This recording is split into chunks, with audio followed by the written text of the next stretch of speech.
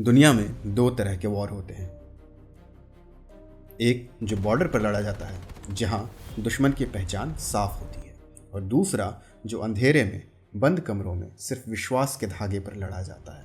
यही सबसे ज़्यादा जख्मी होते हैं। जब आप अपनी सुरक्षा का सबसे गहरा राज किसी एक ऑफिसर के हाथ में सौंपते हैं, तो आप ये नहीं सोचते कि वही ऑफिसर आपकी इंटेलिजेंस की पूरी फाउंडेशन को अंदर से खोखला कर देगा। ये कहानी है उस वक्त की जब इंडिया की खुफिया एजेंसी R&AW अपनी हिस्ट्री के सबसे बड़े इंटरनल बिट्रेयल का सामना कर रही थी। उनका अपना एक ऑफिसर, जिसके पास देश के सबसे बड़े राज थे, वो पिछले कई सालों से अमेरिका की CIA के लिए काम कर रहा था। 1998 में इंडिया ने पोखरान में न्यूक्लियर टेस्ट किए। पूरी दुनिया शॉक में थी, लेकिन सबसे बड़ा शॉक किसी को लगा था तो वो थी CIA। उन्हें इसकी खबर तक नहीं लगी। अमेरिका की टॉप इंटेलिजेंस एजेंसी की क्रेडिबिलिटी पर यह एक बहुत बड़ा दाग था। इस फेलियर ने CIA को ज़रूरी कर दिया कि वो R&AW के अंदर घुसे। उन्हें एक हाई वैल्यू एसेट चाहिए था, एक ऐसा आदमी जो सिर्फ फाइल्स नहीं बल्कि इंडिया के थॉट प्रोसेस और नेक्स्ट स्ट्रेटेजिक प्लान को लीक कर सके, और उन्हें वो आदमी मिल गया। दिल्ली के R&AW हेडक्वार्टर्स में एक जॉइंट सेक्रेटरी, एक ऑफिसर जो देश की सिक्योरिटी के कोर सर्कल में बैठा था, वो अब CIA की पेड रोल पर था। हम एक ऐसे ऑफिसर की बात कर रहे हैं जिसके पास साउथ ईस्ट एशिया ऑपरेशंस और स्ट्रेटेजिक असेसमेंट्स का डायरेक्ट एक्सेस था। वो ऑफिसर अपनी ड्यूटी की आड़ में रोज़ रोज़ इंडिया के राज बाहर भेज रहा था। सिस्टम को हमेशा की तरह देर से पता चला। 2003 में जब पहले एक जूनियर ऑफिसर ने शक जाहिर किया और फिर सीक्रेट मॉनिटरिंग शुरू हुई, तो सबूत मिल गया। R&AW की काउंटर इंटेलिजेंस टीम को पता चला कि उनके बीच एक मोल है। तुरंत उस ऑफिसर पर फुल कवर्ड सर्वेलेंस लगा दी गई। लगभग 20 अंडरकवर एजेंट्स उसके पीछे थे, कोई फल वाला बनकर, कोई सफाई वाला बनकर। हर मूवमेंट, हर कॉल, हर मीटिंग ट्रैक हो रही थी। लेकिन वो ऑफिसर, R&AW का सबसे बड़ा मोल, वो सबसे आगे था। 3 महीने तक ये टाइट सर्वेलेंस चली, लेकिन वो क्लीन रहा। R&AW के ट्रेड क्राफ्ट की ये सबसे बड़ी कमज़ोरी थी। उन्होंने एक ऐसे ऑफिसर को पकड़ने की कोशिश की जो उनके हर प्रोटोकॉल और हर कमज़ोरी को जानता था। 4 मई की दोपहर, जब उन्हें कंफर्म करना पड़ा कि टारगेट कहाँ है, तो उन्हें एक एलिबाई दिया गया। साहब और मेम साहब तो पंजाब गए हैं शादी में। R&AW के सीनियर ऑफिसर्स के लिए ये लाइन सुनना सिर्फ शर्म की बात नहीं थी, ये एक नेशनल सिक्योरिटी डिज़ास्टर की घोषणा थी।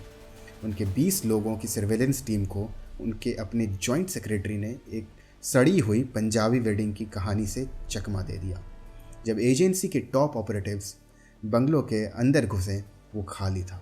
लैपटॉप मिला, कुछ डॉक्यूमेंट्स मिले, लेकिन वो ऑफिसर और इंडिया के हज़ारों राज दोनों अब हवा में गायब हो चुके थे। यहीं से ये कंफर्म हो गया कि ये गद्दारी की एक डिफेक्शन की कहानी बन चुकी है। उस गद्दार ऑफिसर का नाम था रविंदर सिंह। रविंदर सिंह की जर्नी इंडियन आर्मी के मेजर से शुरू हुई, जहां से वो research and analysis wing R&AW में ऑफिसर बन गए। उनका पर्सनालिटी फ्लैम्बोयेंट था। उन्हें एक्सपेंसिव लाइफस्टाइल पसंद थी। ये हाई एंड लिविंग उनकी नॉर्मल सैलरी जस्टिफाई नहीं कर पाती थी। यही उनकी सबसे बड़ी वीकनेस बनी। सिंह ने आर्मी की रेगुलर ड्यूटी से थक कर वॉलेंटरी रिटायरमेंट लिया और 1986 में R&AW ज्वाइन कर ली। R&AW ज्वाइन करने के बाद रविंदर की पोस्टिंग्स वेस्ट एशिया और यूरोप में हुई। जब उसे हॉलैंड के द हेग में इंडियन एम्बेसी में काउंसलर लेवल पर पोस्टिंग मिली, तो वहाँ की हवा ने उसके अंदर का एक और चेहरा बाहर निकाल दिया। अब ये ऑफिसर खूब महंगी पार्टीज, ड्रिंक्स, क्लब्स और लड़कियों के चक्कर में ज़्यादा वक्त बिताने लगा। उसकी इमेज बन गई दिल फेंक फ्लैम्बोयेंट ऑफिसर की। सबसे बड़ी प्रॉब्लम ये थी कि वो अननोन लोगों से भी ऐसे टॉपिक्स पर बात करने लगा जो किसी भी इंटेलिजेंस ऑफिसर को कभी ओपन नहीं करनी चाहिए। 1986 के बाद उसकी एक और क्रिटिकल पोस्टिंग सीरिया के डमास्कस में फर्स्ट सेक्रेटरी की आई।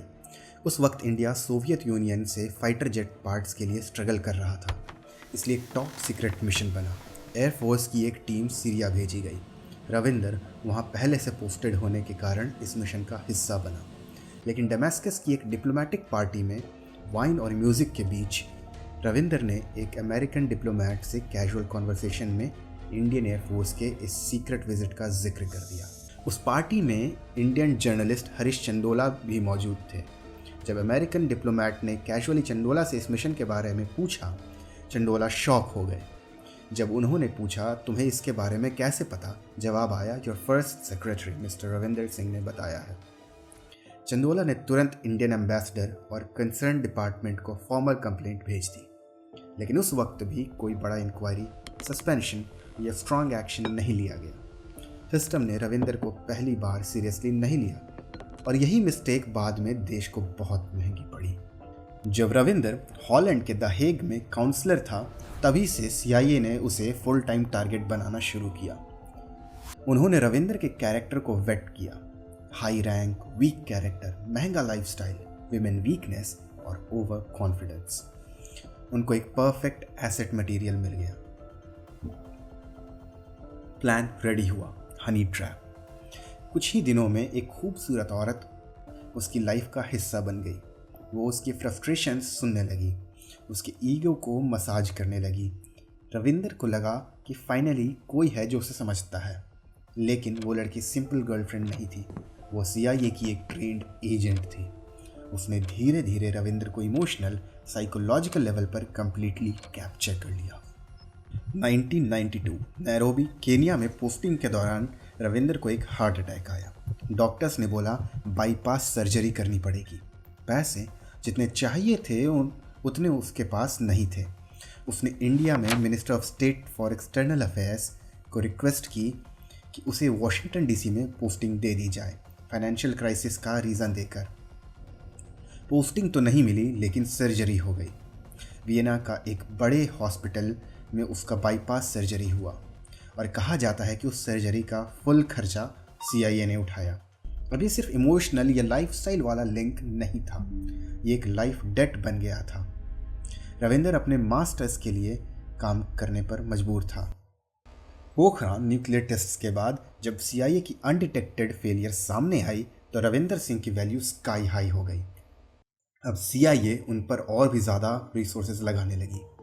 उन्होंने रविंदर के through strategic documents, regional operations, neighbour countries में R&AW के नेटवर्क्स और इंटरनल असेसमेंट्स के डिटेल्स निकलवाना शुरू कर दिया। ये सब बहुत सिस्टमैटिकली होता रहा। 2000s के शुरुआती साल में रविंदर सिंह नई दिल्ली में R&AW हेडक्वार्टर्स पर जॉइंट सेक्रेटरी के पोस्ट पर आ गया। इस पोस्ट का मतलब था कि इंडिया की कई स्ट्रेटेजिक सीक्रेट फाइल्स तक डायरेक्ट एक्सेस। यहीं से उसने अपनी गद्दारी इंडस्ट्रियल स्किल पर ले गया। उसका पैटर्न कुछ ऐसा था, ऑफिस में कॉन्फिडेंशियल डॉक्यूमेंट्स उठाता, फोटोकॉपी करवाता, शाम को वो पेपर्स अपने बैग में डालकर घर ले जाता। घर पर high quality camera, hard disk, secure internet protocol ready था। हर पेज के फ़ोटो, डेटा हार्ड डिस्क में, फिर एन्क्रिप्टेड चैनल के थ्रू CIA हैंडलर को मेल कर देता। 2003 में वो मूव हुआ जो उसके खिलाफ ऑफिशियल सस्पेशन का स्टार्ट बन गया। उसने अपने एक जूनियर ऑफिसर को पार्टी के नाम पर घर बुलाया। फिर रविंदर ने उस जूनियर से बहुत ही सेंसिटिव डिटेल्स पूछनी शुरू की, ऐसी इन्फॉर्मेशन जो उसके डोमेन से बाहर थी। अगली सुबह वो जूनियर ऑफिसर डर गया और उसने इसकी कंप्लेंट R&AW के काउंटर इंटेलिजेंस बॉस को कर दी। यही कंप्लेंट पहला फॉर्मल रेड फ्लैग बनकर सामने आई। जब शक पक्का हुआ तो R&AW की counter intelligence and security unit ने यानी CIS ने उसके केबिन की फोटोकॉपी मशीन में एक हिडन डिजिटल बग लगाया। ये एक बहुत ही रिस्की लेकिन ज़रूरी मूव था। इस बग के ज़रिए R&AW को सॉलिड डिजिटल एविडेंस मिला। सिर्फ 16 दिन में ये बग 210 हाईली कॉन्फिडेंशियल डॉक्यूमेंट्स की कॉपीज पकड़ चुका था। अप्रैल 2004 में ऑफिस खत्म होने के बाद सबके बैग्स चेक होने लगे, लेकिन रविंदर को किसी तरह पहले ही पता चल गया कि चेकिंग होने वाली है। उस दिन उसने अपने बैग में एक भी कॉन्फिडेंशियल डॉक्यूमेंट नहीं रखा। इसके तुरंत बाद रविंदर ने अमेरिका में फैमिली फंक्शन का बहाना देकर लीव मांगी। लेकिन अब वो नेशनल सिक्योरिटी ब्रीच के सीरियस सस्पिशन के अंडर था। उसकी लीव स्ट्रेट रिजेक्ट कर दी गई। इस रिजेक्शन ने उसे कंफर्म कर दिया कि उस पर शिकंजा कस चुका है। अब उसके पास सिर्फ भागने का ही ऑप्शन था। रविंदर ने भागने के लिए मई के स्टार्टिंग की ऑफिशियल हॉलीडेज चुनी, जो 1 से 4 मई तक थी। यही उसकी एस्केप विंडो थी। 1 मई की रात सर्वेलेंस टीम को उसकी वाइफ की मूवमेंट दिखी, जिसे वो डिस्ट्रैक्शन क्रिएट कर पाया। लेकिन अगले 3 दिन तक वो ऑफिसर या उसकी वाइफ को किसी ने बाहर आते हुए नहीं देखा। पता चला कि रविंदर और उसकी वाइफ नेपाल की तरफ निकल चुके थे। ये कोई सिंपल एस्केप नहीं था, बल्कि CIA का planned state sponsored extraction operation था। उन्हें CIA ऑपरेटिव डेविड एम वकाला ने डायरेक्टली असिस्ट किया। उनके US जाने से 1 महीने पहले अप्रैल 7, 2004 को ही CIA ने उनके फेक अमेरिकन पासपोर्ट्स इशू कर दिए थे। रविंदर सिंह नए नाम राजपाल प्रसाद शर्मा और उनकी वाइफ दीपा कुमार शर्मा के नाम से डॉक्यूमेंट्स लेकर काठमांडू में CIA सेफ हाउस पहुंचे। 7 मई 2004 को वो ऑस्ट्रियन एयर फ्लाइट 5032 पर अमेरिका के लिए चढ़ गए, इंडिया के हजारों राज के साथ लेकर। रविंदर के भागने के बाद जब ईमेल ट्रेल्स को डिटेल में चेक किया गया तो पता चला उसने 600 से ज़्यादा ईमेल्स के थ्रू कम से कम 20,000 से ज़्यादा क्लासिफाइड डॉक्यूमेंट्स की कॉपीज़ CIA तक पहुंचाई थी। इंडिया ने 2007 में इंटरपोल से रविंदर सिंह के खिलाफ रेड कॉर्नर नोटिस इशू करने की रिक्वेस्ट की, लेकिन इंटरपोल ने इस रिक्वेस्ट को साफ मना कर दिया। यह इंटरनेशनल सिग्नल था कि सिंह अमेरिकन गवर्नमेंट की एक प्रोटेक्टेड एसेट था।